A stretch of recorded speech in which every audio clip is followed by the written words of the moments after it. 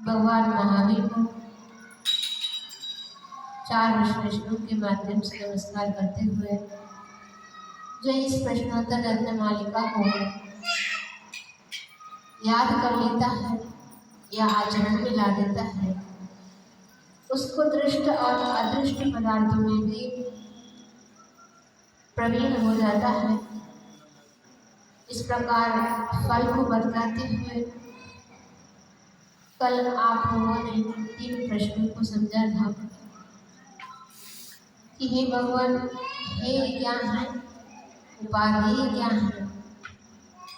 तो उपादेय के रूप में उत्तर मिला था कि गुरु वचन उपादेय है और हे में जो हमारे लिए करने योग्य कार्य नहीं है, ऐसे अकार्य हमारे लिए हेय रूप है। और तीसरे प्रश्न के रूप में गुरु कौन होते हैं, तो उसमें उत्तर हमारे लिए मिला था कि जिन्होंने तत्वों को समझ लिया है और हमेशा निरंतर जीवों के कल्याण में, इनके हितों में अपना पूरा जीवन लगाए रखते हैं, उसी में निरंतर लीन रहते हैं। ऐसे महान आत्मा ही गुरु होते हैं। अब इसके बाद कहते हैं और प्रश्न, त्वरितं किं कर्तव्यं विदुषा संसार संतति छेदा किं मोक्षतरोर्बीजं सम्यक् ज्ञानं क्रिया सहितं। त्वरितं किं कर्तव्यं विदुषा संसार संतति छेदा किं मोक्षतरोर्बीजं सम्यक् ज्ञानं क्रिया सहितं। विदुषा बुद्धिमान व्यक्ति के द्वारा त्वरितम शीघ्र किम क्या कर्तव्य करना चाहिए। प्रश्न क्या किया, जो बुद्धिमान हैं उनके द्वारा बहुत जल्दी ही क्या करने योग्य है, क्या करना चाहिए, बहुत जल्दी क्या करना चाहिए उनको। तो उत्तर मिला संसार संतति छेद, संसार संतति का छेद करना चाहिए।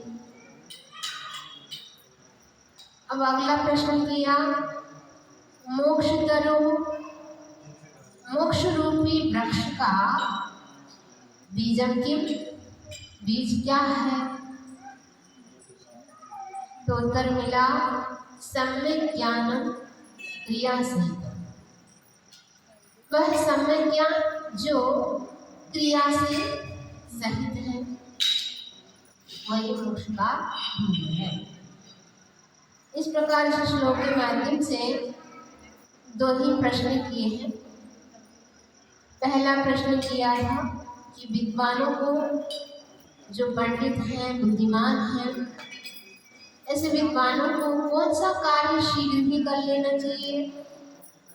और तुम अपने आप को विद्वान मानते हो, बुद्धिमान मानते हो, तो तुम्हें क्या करना, बहुत जल्दी कौन सा काम करना है। हाँ, कह रहे हैं संसार संतति का छेद करना, परंपरा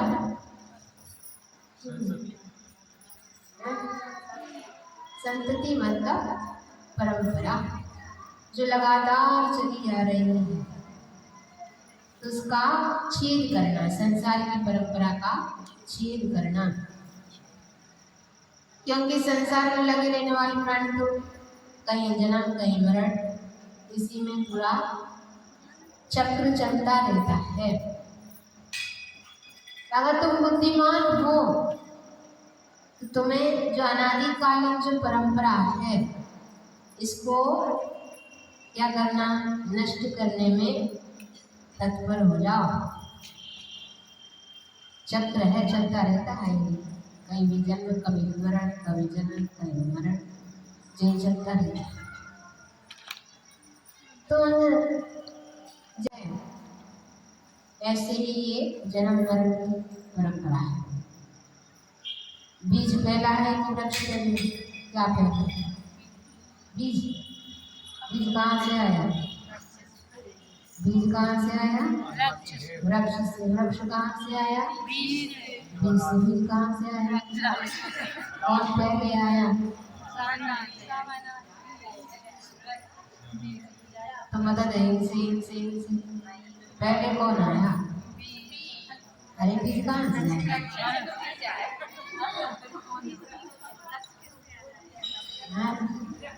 नहीं होगा तो बीज नहीं आएगा।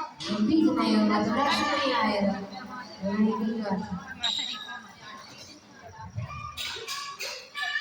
ऐसे ही ये अनादिकालीन परंपरा है। आत्मा के साथ चारों गतियों में जन्म कब से हुआ? अनादिकाल से। मरण कब से हो रहा? अनादिकाल से। ऐसे ही चक्र चला आ रहा है, चारों गतियों में घूमना हो रहा है। तो इस परावर्तन को, पंच परावर्तन को मैंने एक बार नहीं अनंतों बार किए हैं। प्रत्येक पुद्गल को मैंने भोग करके छोड़ दिया है।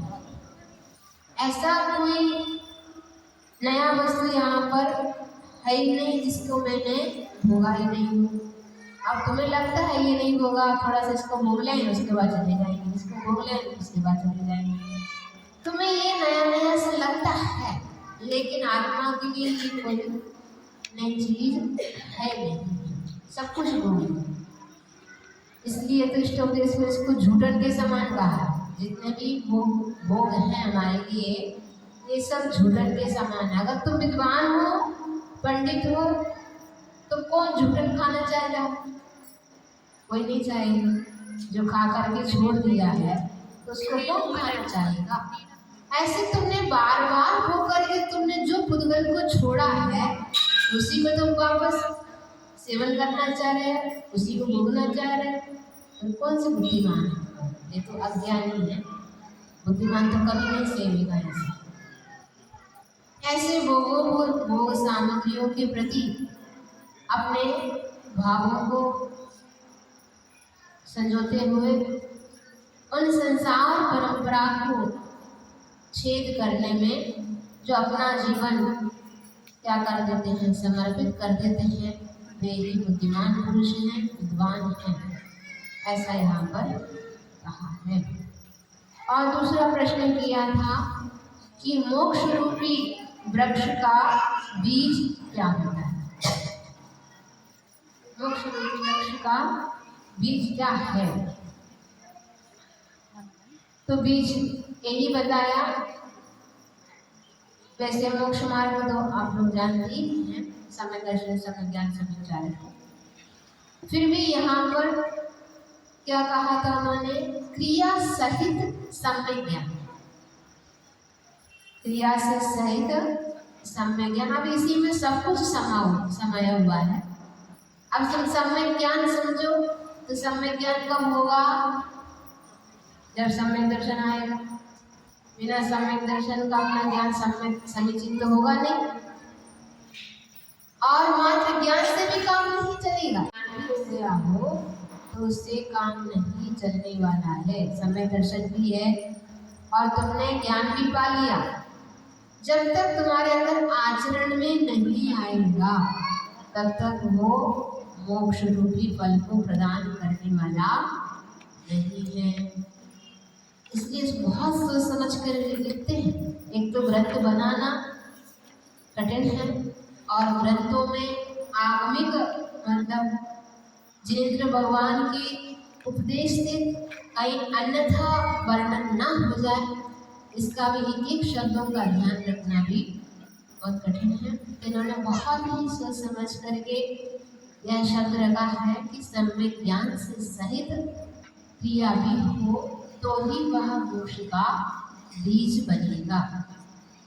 ऐसे ही वह सर्वप्रथम, अब एकदम से तो कोई मोक्ष मार्ग में जाता नहीं है, तो उसके लिए एक एक सीढ़ी चढ़ता हुआ धीरे धीरे सप्त व्यसन का त्याग करेगा, फिर धीरे धीरे अनव्रत धारण करेगा, फिर प्रतिमाधारी बनेगा, फिर महाव्रत बनेगा, महाव्रती बनेगा। तो एक एक सीढ़ी वो चढ़ता चला जाता है।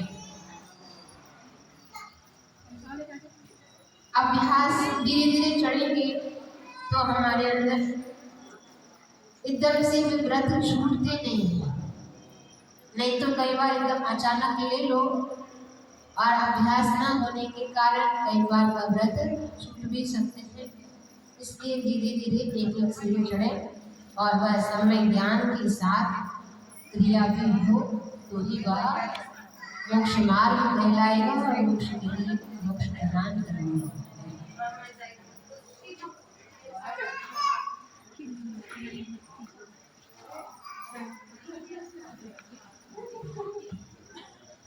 इसी में हिंदी पर ध्यान मारने देते हैं। हे भगवान सब ज्ञानी जन का क्या कर्तव्य शीघ्र करना, चतुर्गति के भ्रमण काल में पाप पलायन सब करना। मोक्ष वृक्ष का बीज रहा क्या, जिसे सुरक्षित नित रखना। समीचीन संज्ञान साथ में सदा चरण पालन करना।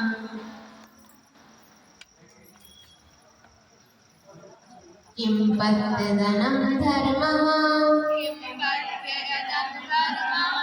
कः शुचिरिह यस्य मानसं शुद्धम्। कः पंडितो विवेकी, किं विषमवधीरिता गुरवः। किं पत्यदनं धर्मः, कः शुचिरिह यस्य मानसं शुद्धम्। कः पंडितो विवेकी, किं विषमवधीरिता गुरवः। पति मतलब मार्ग में आदनम भोजन किम क्या है। मार्ग में जाने वाले पति के लिए भोजन क्या है। तो उत्तर मिला धर्म। धर्म यह इस श्लोक में शुचि ही पवित्र कहा कौन है। इस श्लोक में पवित्र कौन है। तो उत्तर मिला यस, जिसका मानसम शुद्धम, जिसका मन मानस क्या है, शुद्ध है।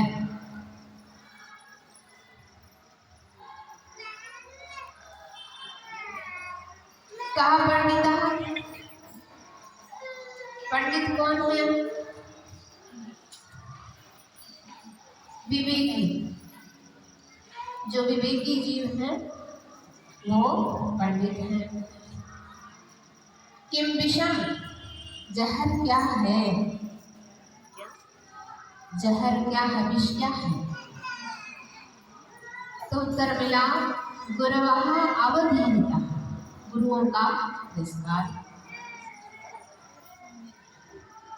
इस प्रकार इस श्लोक में 4 प्रश्न किए हैं और 4 उत्तर भी दिए हैं। तो पहला प्रश्न किया है मोक्ष के लिए। अब मार्ग में जा रहे हैं, मार्ग मतलब आप लोगों के मार्ग नहीं है, यहाँ पर मोक्ष मार्ग की बात चल रही है। तो मान लीजिए जैसे आप लोग जाते हैं, कहीं भी बाहर जाना हो तो सबसे पहले क्या कहीं जाना हो तो सबसे पहले सोचते हैं भैया नाश्ता बना के रख लो। कहीं बाहर जाएंगे वहाँ पर क्या मिलेगा क्या नहीं मिलेगा, सबसे पहले नाश्ता तैयार करके रख लो। तो ऐसे ही बिना नाश्ता के बाहर नहीं जाते हैं।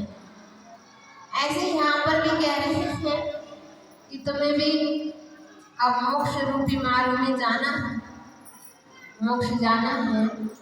तो उस मार्ग में तुम्हारे लिए कलेवा क्या है? क्या कलेवा ले जाओगे साथ में? पति को कि पूरी हो कि भोजन बना के रख लो, वहाँ से काम आएंगे। जे कलेवा वहाँ काम नहीं आने वाला है, तो कौन सा कलेवा चाहिए है? और कुछ भी साथ में लेके नहीं जा सकते हैं। कहीं भी जाओगे, किसी भी गति में जाओगे, तो कलेवा के समान हमारे लिए वह धर्म ही साथ देता है। तो हमारे लिए वही भोजन है, वही कलेवा, वही नाश्ता है। तो ऐसे पाप त्याग तो व्रत आचरण है, उसी का नाम धर्म भी कहा है। ऐसे अहिंसा परम धर्म भी कहते हैं, वही हमारे लिए एक नींव के समान है। अहिंसा अपने जैन धर्म में माना जाता है। ऐसे अहिंसा के माध्यम से, 10 लक्षण के माध्यम से, और भी वस्तु स्वभाव और रत्न आदि आदि धर्म ही हमारे लिए हमेशा सहायक है। ऐसा समझ करके उन धर्म के पालन में हमें अपना समय व्यतीत करना है। तो इसी के माध्यम से संवर और निर्जरा आदि भी हुआ करते हैं। और इसी धर्म का पालन करके ही अनेक महान पुरुष भी शत्रुओं को जीत करके उन्होंने अपने धर्म को साथ में रख करके उनकी रक्षाएं की हैं। कितने भी लोगों को देख लो, आखिर कोई साथ में नहीं आया तो धर्म को ही याद करते हैं, तो आखिर धर्म ही उनके सहारा हुआ करता है। चाहे वो श्रीपाल हो, चाहे वो वृद्धि कुमार हो, चाहे वो धन्य कुमार, पांडव, राम आदि जितने भी महापुरुषों को देख लो, उनके लिए भी वो धर्म ही काम में आया है। जितने भी शिववती स्त्रियों का देख लो, उन्होंने सबने धर्म का ही सहारा दिया है। और दूसरा प्रश्न किया है, इस संसार में पवित्र कौन है? अपने आप को पवित्र तो सभी लोग मानते हैं, फिर भी आचार्य महाराज कहते हैं पवित्र कौन है? मात्र बोलने से नहीं होता है।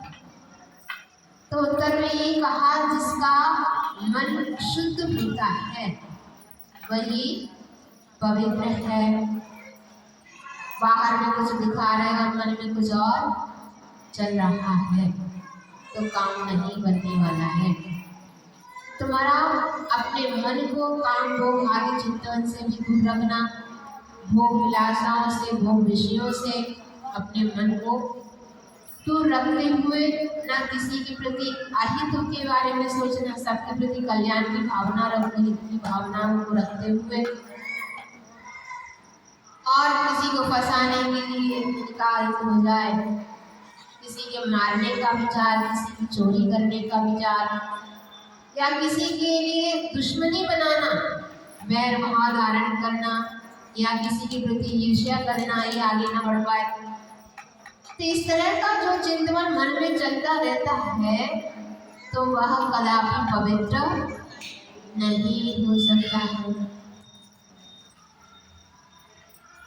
हमेशा अच्छी अच्छी भावनाओं को धारण करो, जिसमें मेरी भावना क्या है, मेरी भावना जो है, रोज पाठ किया करो। इतना अर्थ इसमें गर्भित किया गया है, कितने तरह की भावनाएं इसमें भरी हुई है। आचार्य परमेश्वर ने एक बार कहा कि श्रावकों को मेरी भावना प्रतिदिन पढ़नी चाहिए और साधुओं के लिए प्रतिदिन 12 भावना पढ़ना चाहिए। लेकिन तुम लोग 12 भावना तो पढ़ते हो, लेकिन मेरी भावना नहीं पढ़ते। तो उसको चिंतन करते हुए पढ़ोगे, हे भगवान आज जो भावना हम पढ़ रहे हैं ये भावनाएं हमने भाई ही नहीं, इसका उल्टा चिंतन तो मैंने नहीं किया आज। इस प्रकार अपन चिंतन करने से अपने अंदर अगर बुरी भावनाएं आई भी हो तो उसको दूर करने के लिए हम पुरुषार्थ कर सकते हैं, प्रयत्न कर सकते हैं। इसको हमेशा शुद्ध बना के रखते हैं, वे ही इस संसार में पवित्र माने गए हैं। और तीसरा प्रश्न किया है, पंडित कौन है? अपने आप को सभी लोग पंडित मानते हैं, मैं तो बहुत बड़ी ज्ञानी हूँ। फिर भी यहाँ पर पंडित किसको कहा है? जो विवेकी। विवेकी मतलब क्या होता है?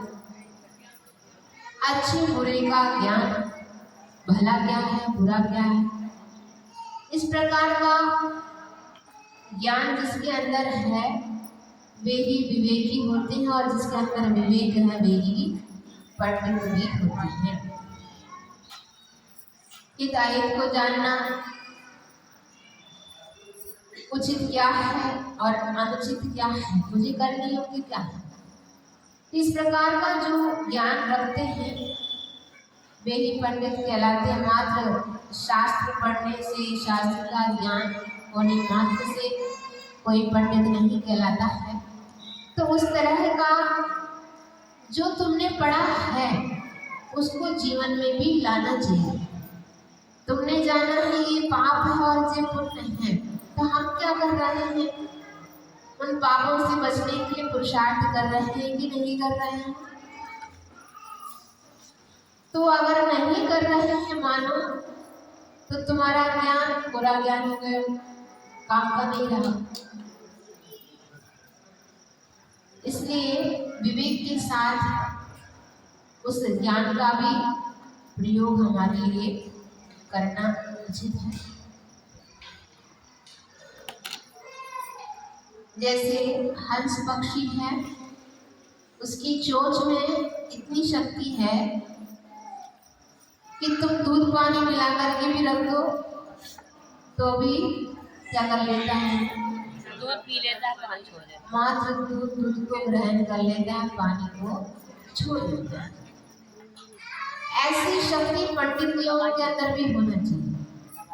सब कुछ मिलेगा संसार में, सब कुछ है, तो ऐसे संसार में सब कुछ है तो सबको तुम्हें करने की आवश्यकता नहीं है।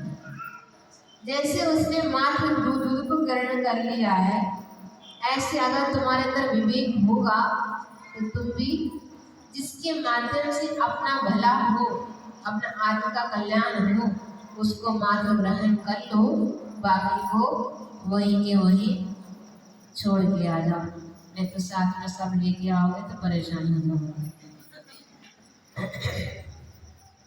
इस तरह विवेक का काम पंडित लोग किया करते हैं। और चौथा प्रश्न किया था कि संसार में सबसे बड़ा विष क्या है? विष जानते हो? कभी खाया करें? नहीं, यहाँ नहीं होते, यहाँ नहीं रहते। जानते तो हैं विष वो कहलाता है जिसको खाने पर अपना जीवन ही समाप्त हो जाता है। ऐसे ही विष के समान कोई चीज है क्या? वो तो मात्र जीवन को समाप्त कर रहा है, लेकिन ऐसे विष के समान काम करने वाला एक है गुरुओं का तिरस्कार।